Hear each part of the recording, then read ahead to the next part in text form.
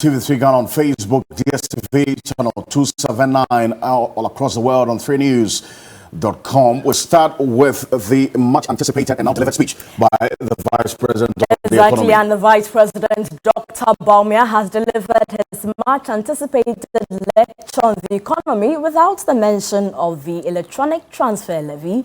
In a 2-hour lecture at a TESCON event, the Vice President blamed the combined cost incurred for the energy sector excess capacity payments, the banking sector cleanup, COVID expenditures, and borrowing for the extraordinary expenditures, which resulted in the 80% debt to GDP ratio.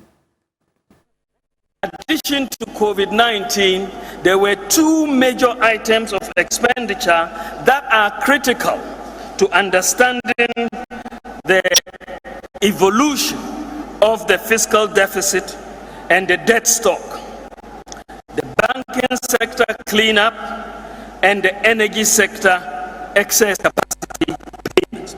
The data shows that the three items, when you look at COVID expenditure, the banking sector cleanup, and the excess capacity payments, amounted to 50.1 billion Ghana cedis. That is the equivalent of some $7 billion for just these three items: excess capacity payments, banking sector cleanup, and the COVID expenditures were financed from borrowing. And the Ministry of Finance estimates that the interest payments on this borrowing for these three items alone amounted to 8.5 billion Ghana cedis.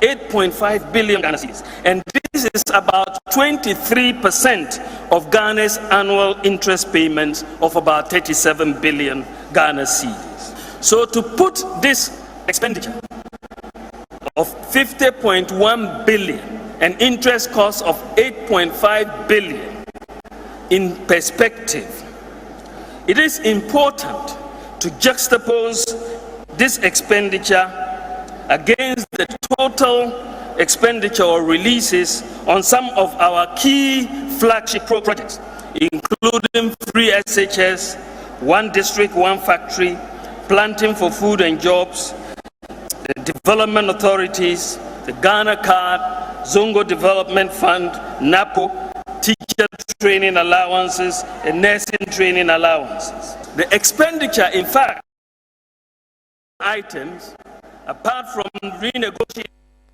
IPP agreements, it is important that the receiver for the financial institutions retrieve the assets of the institutions to defray a significant portion of the 25 billion Ghana cedi debt. Between 2019 and 2021, Ghana's debt to GDP increased by 17.6 percentage points of GDP.